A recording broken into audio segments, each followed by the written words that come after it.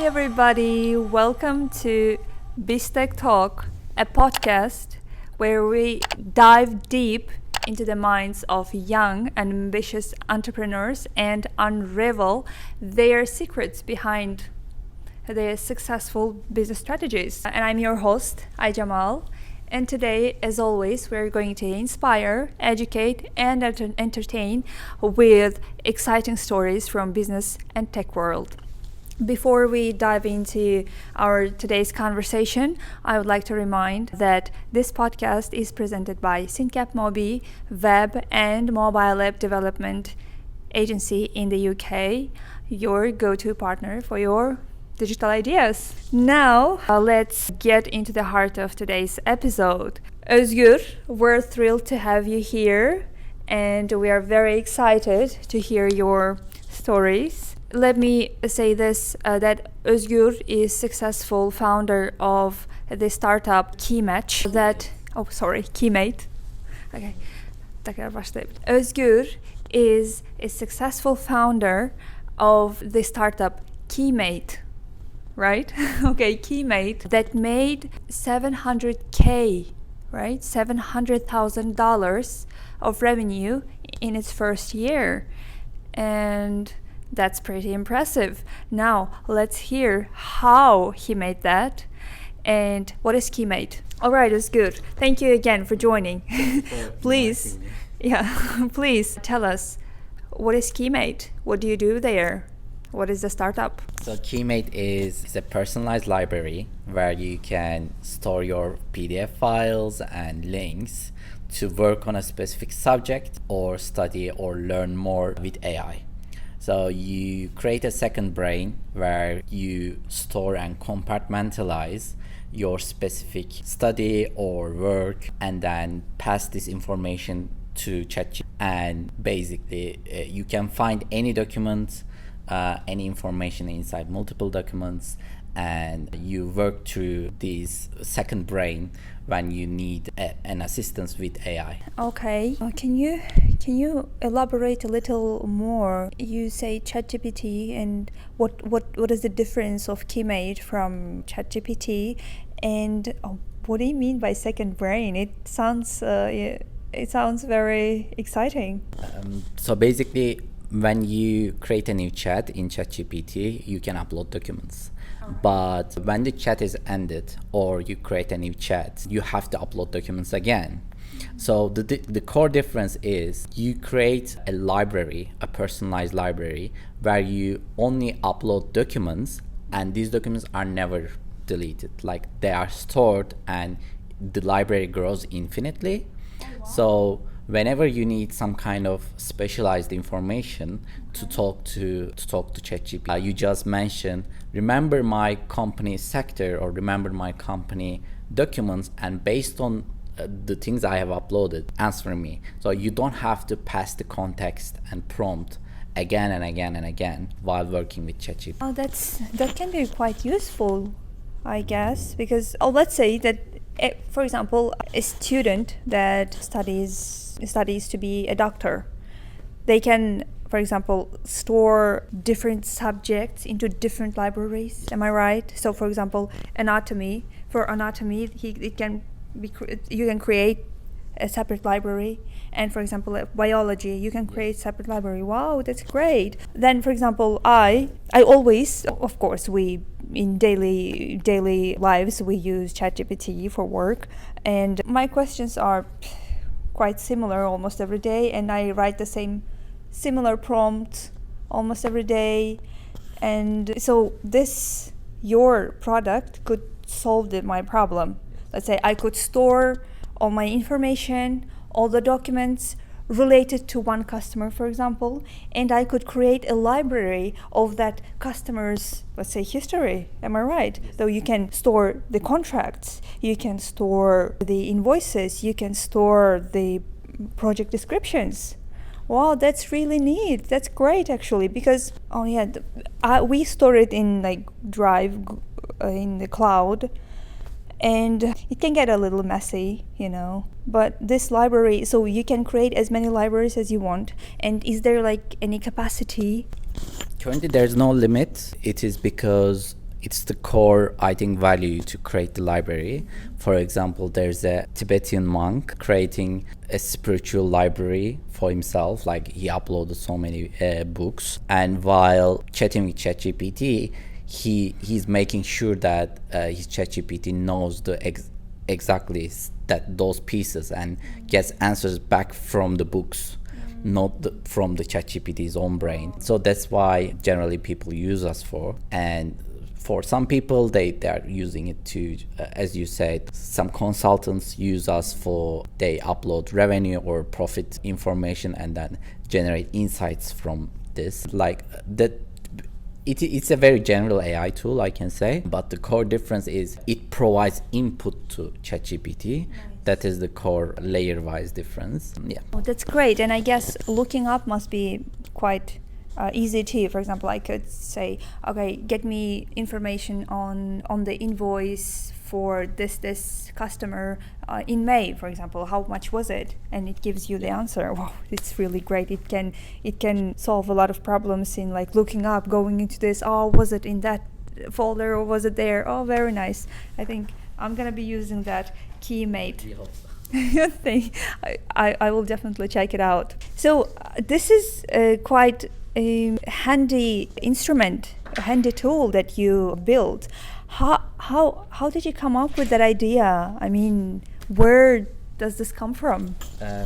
So when ChatGPT came out, there was a ChatGPT Plugin section, and I was building an iOS keyboard app, which was one of my failures. That iOS keyboard has access to a browsing tool because, as you may aware, language models like ChatGPT, they have a knowledge cutoff date after, like, it was 2021 when it was announced, and to pass recent information and make LLM know about the world, about the news, about Bitcoin price, for these types of stuff. I have built a browsing tool for the keyboard at first, and because I needed that while using it. Like, I was tweeting about the recent news, and when I was generating a tweet content in the ChatGPT keyboard I built, it didn't know the context because it didn't have the recent information.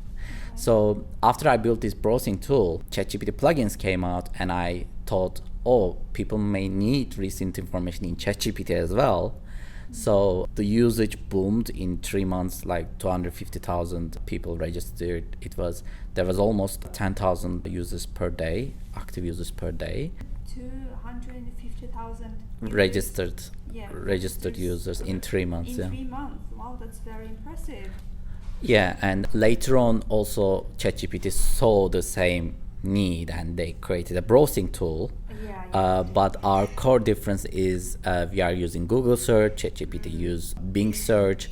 They don't browse all public websites if that public website isn't allowing robots.txt file. Like, it's a bit complicated. Like, you can keep your website private to search engines, but even though, for example, Reddit don't allow you to browse their website through crawlers and search engines. So in these sections, our product works at any public website. It mimics human mimic. There's something called human mimic browsing. It can browse LinkedIn, Reddit, Twitter. LinkedIn too? Yeah, all websites. You are not getting banned, or? No, we are using browse emulation, like it mimics the human movements and grabs the content. And we don't obey robots.txt rules because we only serve to humans. So it's not different from you actually visiting that website because you are waiting that website content to come. That's why we don't obey these search engine rules. It works like... You don't violate, you mean, the rules, or what? Yeah, we are kind of violating it because we know a human is waiting who resolved the CAPTCHA. A human is waiting for that website content to come to ChatGPT. So that is why we don't obey these rules. Like, we emulate home resident browsing. Like, it connects to any website and grabs information. Yeah, so that's the core difference between ChatGPT and us. Okay, nice, great. So you kind of added a great value to ChatGPT because ChatGPT, as you said yourself, they depend on the information that is outdated probably and don't have access to this current information, and it is a drawback. It is like a huge minus for me too. And if you use your browser, you can access current information. Nice, that's great. So you said you came up with this idea when these plugins came, and you mentioned that you built some kind of keyboard, and I didn't really understand that part. And what problem it was solving for you? I came up with the idea when I was dating with girls in London, and I was sounding non-native when I was explaining something in English. So Because you are non-native. Yes. What I came up with is a keyboard that can have access to all apps text fields. So whenever I'm using Tinder or WhatsApp or whatever, I just write what I would like to explain, and then I have a prompt that I grabs that intent and directive and rewrites the whole sentence like it's a native English speaker. Or like it can fix grammar, it can do proofreading, or it can do translation as well. You can even talk to someone you don't, for example, I can't speak Spanish, but I could chat with a Spanish person now because of this keyboard. So you can you can text in Spanish. Yeah, I can text in Spanish with this keyboard because I'm not switching the context. I'm still in that app. Like if it's Tinder, in Tinder. If it's WhatsApp, it's in WhatsApp. And what it does is basically whatever I write in my own language, it translates it to the language. And also, it even had some kind of extra control feature where because it regenerates the sentence, it retranslates it back to your own language, so that you can make sure before sending. You can make sure that it's correct. Yes, wow, yes. So it had some kind of really interesting features, and some people really loved it. Like I was really using it, to be honest, and that's how it born. But it because its UI wasn't really good, and UI wasn't my strongest side, building a good UI. Therefore, my strongest side is coming from infrastructure, and I had AI masters. So it flourished on the places where there is no UI need, like ChatGPT plugins, because it's ChatGPT UI. You don't have to build a UI. Therefore, my infrastructure and AI knowledge, like it helped users to grow and grow and grow, because I could create the perfect service for them. It was really fast. It was growing. How many users? It doesn't matter how many users are using it. It scales, etc. So this is how actually there was some founder application match. I can say that. Yeah, but for keyboard, because UI was really hard, switching to keyboard like requires so many explanation, user guiding, etc. It didn't work really well, and UI was actually designed by ChatGPT. Like I explained, I needed like hamburger button, etc. Like even the UI was designed by ChatGPT, and it wasn't really good. Yeah, that's why I wanted to explain this, because it's important that founder or the product builder should play on the strongest side. Like if you are good with UI, build a UI product. Like if you are build based on your strongest side, I can say. Okay, yeah, that's really important. I mean, you would be best at what you're strongest at.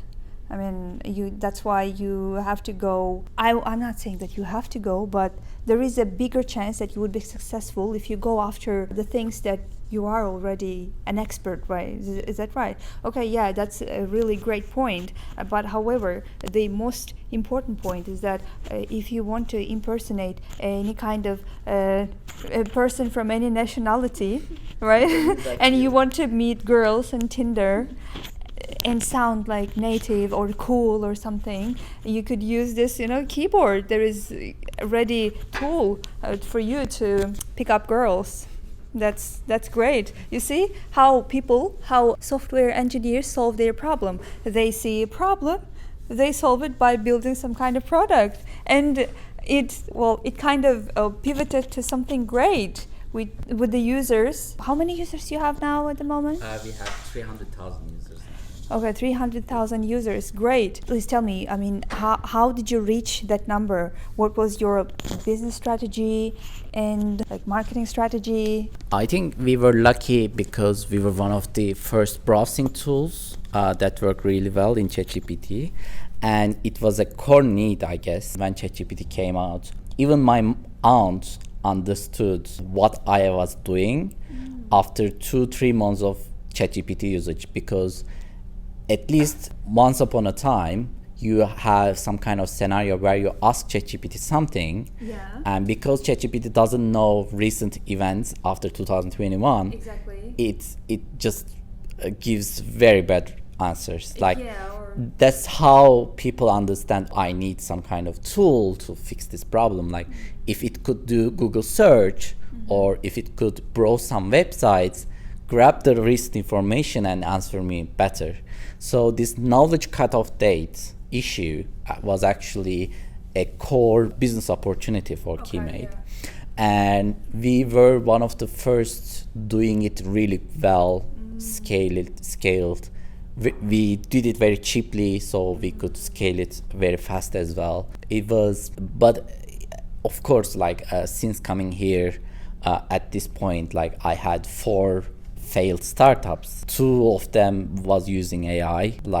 That's also a knowledge of things that I put in my backpack during these failures. Yeah. Nice. Yeah, you talk about this, your background and AI a lot. I mean, what you said, you did masters, right? You mentioned. Tell us, I mean, yeah, more about your background, I guess. So upon finishing my bachelor's in computer science, I started building a blogging app in 2015, and it failed. I didn't listen to users. I was trying to build the dream app that I would like to work. It was tracking my location and registering or saving the places I visited, etc.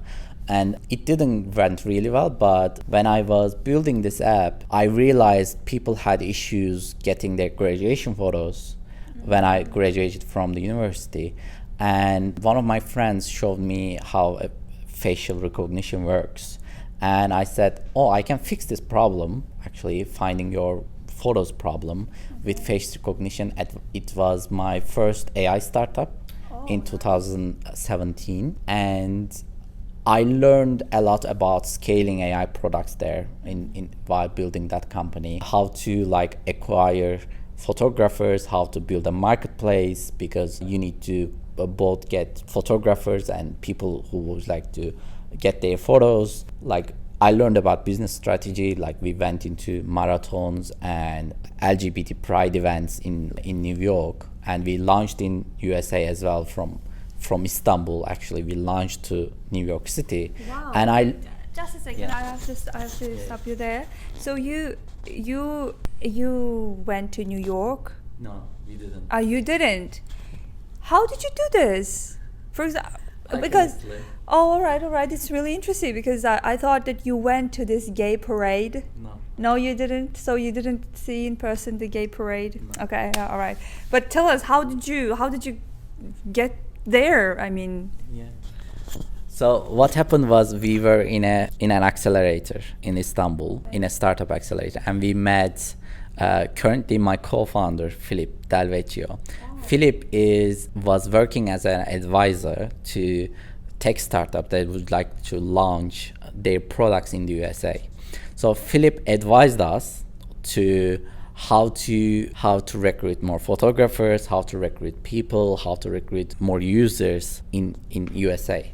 So we learned a lot from him during how we can launch our product in New York, and everything was remote. We printed t-shirts, we printed some kind of banners or things to physical material using online websites. Okay. We hired someone to hand this over in New York City Gay Pride Parade online as well. I was working nighttime in order to do this operation in New York. And since I think 1 or 2 months, we worked so hard on recruiting photographers from LinkedIn. We tried to reach out to event organizers before the parade. Like there was some series of events and we sent photographers there. They took photos and sold photos. And we were like very focused to that community, like covering this community. And there was an interesting story behind. There was a guy found his photo from 10 years ago. But how would he find his photos from 10 years ago? How did people upload pictures from? No, what happened was because we knew that we were going to be targeting specific people that may go to LGBT events. We collected all the Flickr photos, all the photos from the internet that might be related to this community. And Very smart. yeah, that was interesting because he found photo from the same event happened 10 years ago, he was very, very young. And when he found his photo, like he got crazy, and the app was called Reminisce, and it was actually reminiscing yourself like from 10 years ago. And yeah, it was good until COVID-19. Like COVID-19 came out and all events are like ended, cancelled, and we had to close the company. We pivoted that later on to a photography service company to help photographers in touristic sites that are trying to sell photos to the tourists, and it didn't go really well as well. We pivoted that again to a photography service in London, and it also failed. Like customer acquisition cost was so high, it didn't bring enough revenue in order to operate the business. So basically, I had computer science bachelor's and AI master's, and I started to work as an infrastructure engineer in London fintech. So this is my background. Like I tried to build businesses, I tried to build products, and I only had 2.5 years white collar experience, I can say. Away from that, like I always worked in startups. All right, so you hustled on your own always. Yeah. Okay, so let me ask this: can you like give specific reasons why those businesses that you built before failed? For example, the first one that you vlog application, right? That one, why it failed? I mean, what was the main reason? And next one, this photography, I'm guessing that was because of the COVID. The circumstances were bad, but still, I mean, why didn't you continue this after the COVID? For example, you could launch in Coachella and this Burning Man, this kind of stuff, I guess that would be amazing. And this also keyboard was it? Okay, why? Give us like one specific reason why those failed. The first one, vlogging app, I couldn't build the product because I didn't listen to users. Like I didn't listen what users might want. Instead of that, I tried to build my dream product. And it took so long, like I couldn't build it anyways. And face recognition, like this event app, it was really hard to scale actually. Besides COVID, like it was lifestyle-wise a really good business. Like you can pursue that like as a lifestyle business like 10 years, like because there are too many parties, like there are photographers, event organizers, and users. You have to recruit all three of them at the same time, which is not really easy. If you go to event organizers, events are happening once in a year or something, and like the turnover is so much. Like you have to at least have 2 years of cash in the bank, so that if, let's say, if this year you couldn't make it, you can still get the next year, because this type of events happen once in a year, and it was creating an issue. But COVID was also making it even harder for doing it lifestyle, because there was no events. So it completely demolished the whole business model, and we didn't have enough money in the bank to pursue like 6 months, 8 months, and it was really unclear those times. Like I remember, it wasn't unclear if COVID will be with us another year or like 5 months, or it wasn't even obvious. That also was creating a lot of uncertainty about like how much money we should have in order to like continue that business. Therefore, like we decided to close it. And the next one, photography service in London, was failed because customer acquisition cost was so high. Like we tried social media ads, but social media ads were so expensive in London. Like in order to compensate it, we have to have some kind of business that sells at least £2,000 per customer, but we were only, our max revenue per customer was £200, and it wasn't compensating the customer acquisition cost. But the model, we copied the model from a USA company. That company was going well. I think it was also the culture and the environment of UK as well, because in USA they were having good numbers, they were having good acquisition, etc. Yes, but for UK it didn't work for some reason. Probably photographers are already so fragmented, like everyone has their own photographer in their own small town or something like that. Like that's why it didn't work really well. And we tried to sell a photography software as a service to touristic sites. The problem on there was too little margin because of Apple Store and Google Play, because it was digital photo, and Apple Store and Google Play takes 30% cut, and there is nothing left to photographer and the company. That's why there was no way to mitigate the 30% back then. That was the core reason it failed. And also the photographers in Turkey, like touristic photographers in Turkey, they are very fragmented as well. Like they don't know each other. Like if you have to work with one of them, the other one will not work with you. Like it was really hard to, very competitive. It was another reason it failed. I think, these are the details, I think. Okay. So great failure stories. Nice.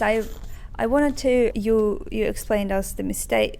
I wouldn't say the mistakes, but the result of those previous businesses. What would you say were the experience that you've gained from each of those businesses? I mean, the insights that you got after, the businesses went down. I think the most transformative experience for me was this facial recognition app, because it's like a B2B2C business, and sometimes even B2E, like business to enterprise business, because it taught me how to reach out to users, reach out to customers on both B2C side, like end user side, because we were using some kind of social media automations in order to recruit users. We were trying to do corporate communication in order to acquire event organizers, etc.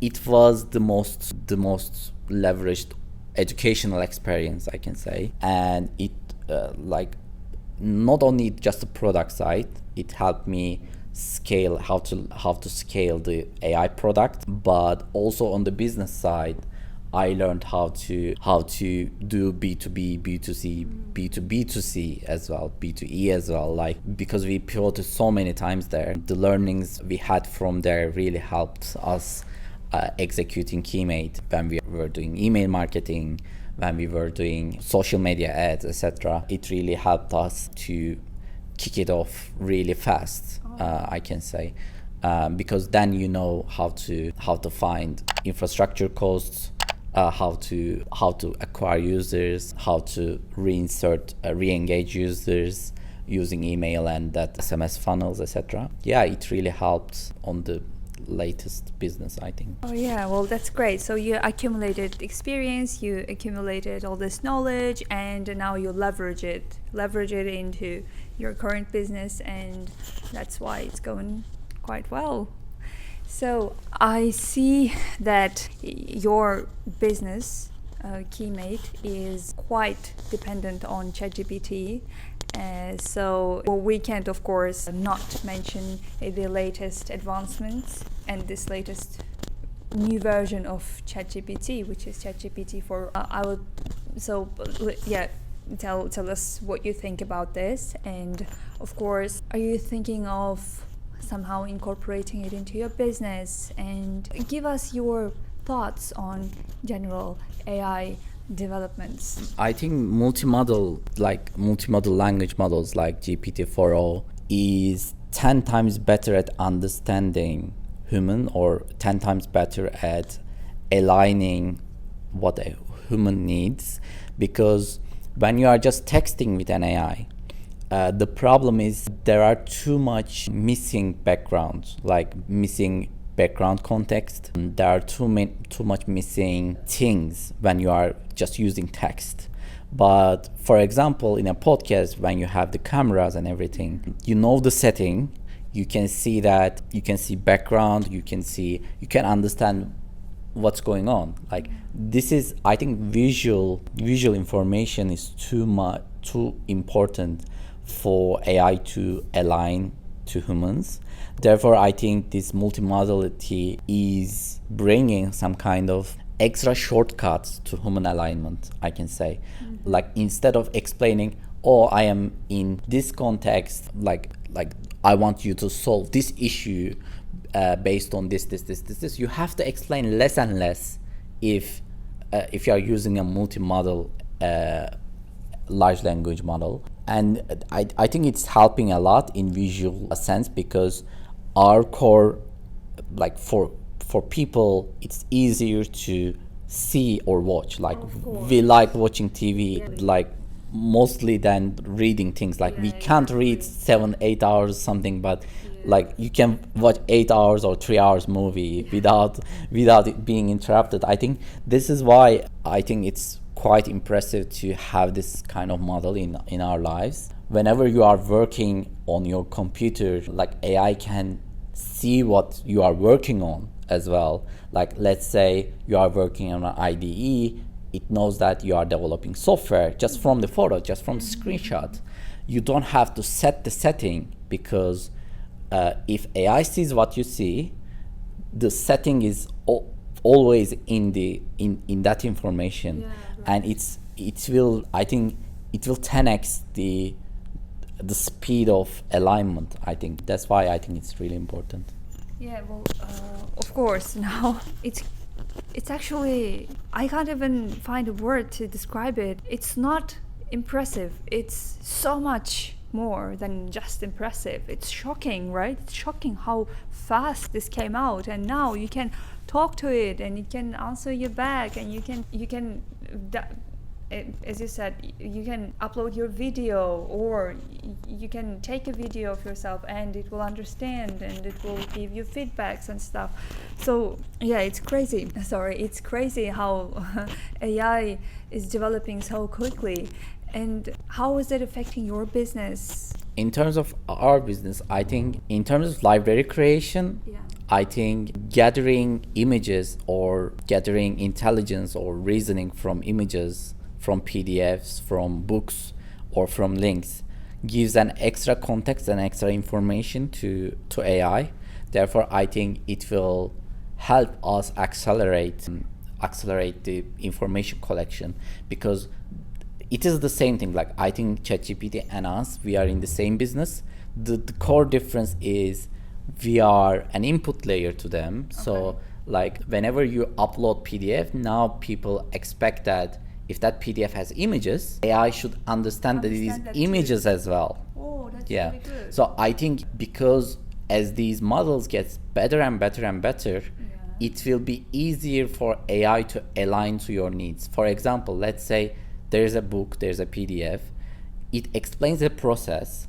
That process, let's say, looks like some Apple collection process, let's say, but there's a visual there. So when you are trying to remember something, you will probably use text and write Apple collection something in your library. you will use these keywords to search for something. Okay, yeah. And if AI doesn't understand this image, there's no way for it to bring you that document. Yeah, That's why I think like whatever document, whatever work image you see, like AI should see that as well in order to help you better. Okay. That's why I think because we separated ourselves in terms of we are not competing in reasoning or understanding, but we are working always in the organization side, in storing side. Okay. I think that's why it will help our business. Oh, that's great. And we are trying to give extra care to not compete with these models, because in the end, models are a way to create insights, gather or generate documents or generate text. We are not on that side. We are only on the input side. Yeah, and this is important for other AI companies as well. I think try not to compete with ChatGPT or try not to compete with a specific ChatGPT, because in the end, a new, better model can do that task even with your technology or prompting or whatever the thing you have built on top of it. That's why I think there are either you have to go input side of the model, or you have to go the output side of the model. Like after the text is generated, people may use your product to do whatever it is. Like I think this is important if you are building an AI product. Either you should be on the input side or the output side, but you shouldn't be competing in the reasoning side. To be honest, I don't really think that you have a chance unless you have like millions and millions of money and an incredible team that would create something better than ChatGPT at the moment. But of course, I mean, why not? You can give it a shot. Why not? But yeah, if you want to create something fast, something more budget friendly, you would say that some tools in the inputting part and output part would be good. Okay, good. And I'm happy that this new advancements in ChatGPT is in favor of your business and it gives you better results. But however, like at the moment, people are very concerned that ChatGPT may replace people. But it is replacing many jobs, right? Many jobs. And I heard this Mo Gaudat, he's an ex-Google officer or something. He's an ex-Google officer, yeah. So he mentioned that AI can be way more emotionally, intellectually, it's already way more intelligent than people, than human, but it can be also more emotionally intelligent than person. And it's kind of scary, don't you think? I mean, people will, it seems like soon enough people may not be very keen on human interactions. What do you say? I think it is scary that we may have a preference to choose to interact with AI instead of a human. But I think it's really happening as well. Yeah, like I knew some people, like, because when we launched the iOS app, there was a feature inside it which was creating characters. And creating characters was an interesting feature because it wasn't published to public, so it was private to you. Really? So you were creating characters, but it was private to you. And which product is that? The keyboard product had this feature as well. And what they used there was like they were creating social media manager character or historical figure character, etc. But there were too many people creating a girlfriend or boyfriend characters. There were too many, like because it is private to them, private to their phones. No one else is seeing it, etc. We realized it was one of the core usages, like of AI. And you mean like replacing a girlfriend or yes, boyfriend? like I think like among 300 characters, I guess like 100 and 120 of them was girlfriend and boyfriend. It's a huge ratio, huge ratio. Part of it. It's not like 2 or 3. No, main part was that. And God. it was quite shocking to see that, actually, because then we realized there will be probably some kind of winner apps or winner AI apps that allows you to create girlfriends, etc. Like that, just specifically for this. But I don't find it ethical. Therefore, like we never pivoted to something like that. But also there are, besides ChatGPT, because ChatGPT is very guardrailed, or its API is very guardrailed, there are some models, open source models that specifically, besides ChatGPT, just without guardrailing, it's only trained for being a friend, or like it's only trained for having strange, not safe conversations. There are too many on Hugging Face. Yeah, it is. Hugging Face is an AI model marketplace, I can say. You can publish data, you can publish AI models there, and you can store it there. It's like GitHub as well. GitHub is also a code library. It is model and data library for data scientists, and there are so many models there. Like people are grabbing these models and creating apps on top of it. And I think social aspect of AI is a very core thing. Like it is unspoken. It is going behind the scenes, behind the doors, but it is one of the core things we saw from the users. Oh, wow. This is something that I wasn't expecting, to be honest. I mean, I know that at the moment, I know that almost everyone, especially like in offices, people use ChatGPT for work and etc. But for creating a friend, a girlfriend or boyfriend, and in so many, that's I don't know if it is good or bad. I'm not gonna say anything about this. I'm just saying that this is another side to the AI, right? Yeah. I guess so. All right. Well, it was good. I guess we can conclude our conversation today with your advices, especially based on your own experience. And by the way, before that, I would also wanted to ask about Keymate. Where do you see Keymate in 5 years, for example? And as far as I know, you're trying to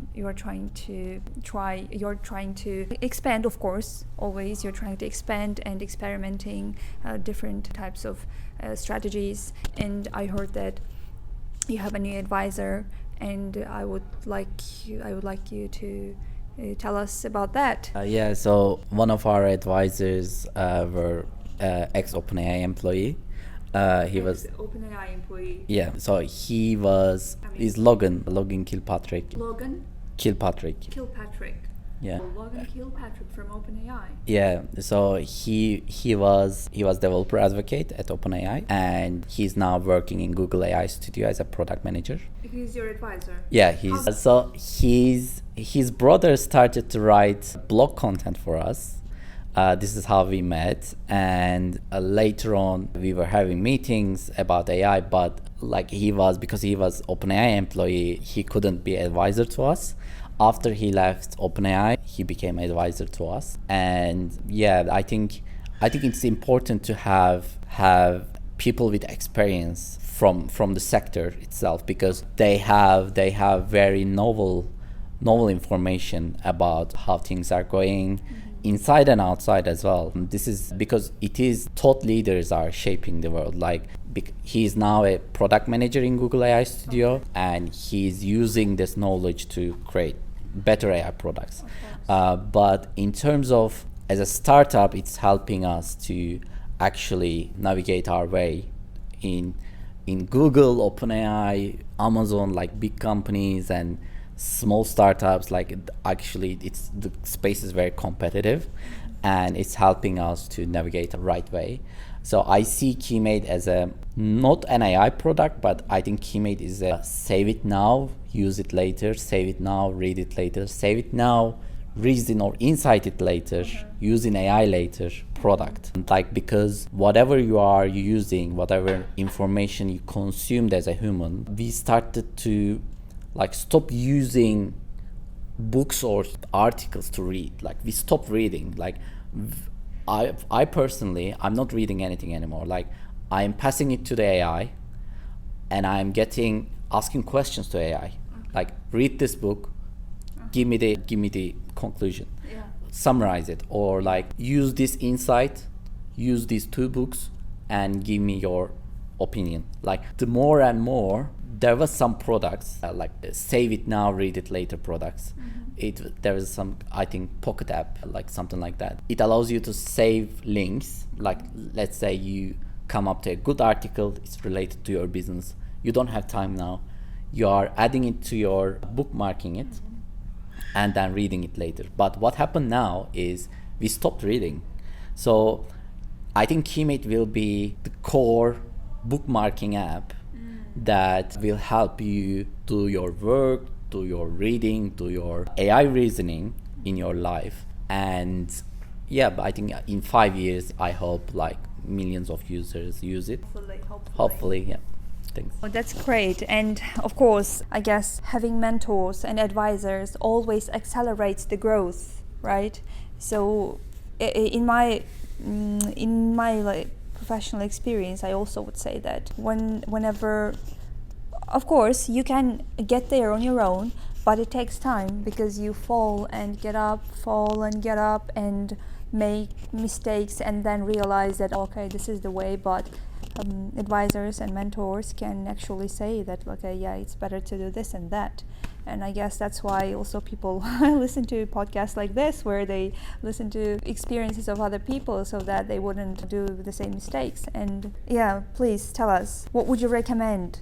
Like, what would your like practical recommendations would be to our listeners based on your background, based on your experience and your failed businesses? I think perseverance is the core skill in business. Like whatever problem you are having right now, whatever issue you are having with your business right now, create your priorities, list your values, know what kind of person you are, and know what you want from the world. Like in 5 years, what kind of world you like? Like what do you think that in 5 years people will do? Like if you can imagine that, if you can list your values and prioritize based on this kind of possible future worlds, I think it helps you to keep yourself on the path you are going. You will always remember and find perseverance in you to fix the next big problem or the next issue or blockage you have. And that's why I think perseverance is really important, and hard work. I mean, everyone is working hard. I don't think it is. It's not a skill. It's a requirement. But also, like, I think all our lives are based on kind of luck, and I think the only aspect is you either go on your own road or someone else will draw your road for yourself. Like that's why I think you have to know your values, you have to have opinions about the world, where will the world look like in 5 years, where I will be in it, and then create a plan and then stick to that plan by having perseverance. I think that's all I can recommend. All right. Yeah, great recommendations, and something that any business wouldn't survive actually. I mean, perseverance, hardworking, and knowing what you want from this life, knowing what you are. Okay, yeah. Great. Thank you very much. Thank you very much for your amazing stories. You definitely had a very colorful life. I mean, with really colorful experiences with your businesses. And that's amazing. And thank you for your time, and thank you for coming. And of course, thank you listeners for tuning in, and see you in the next episode.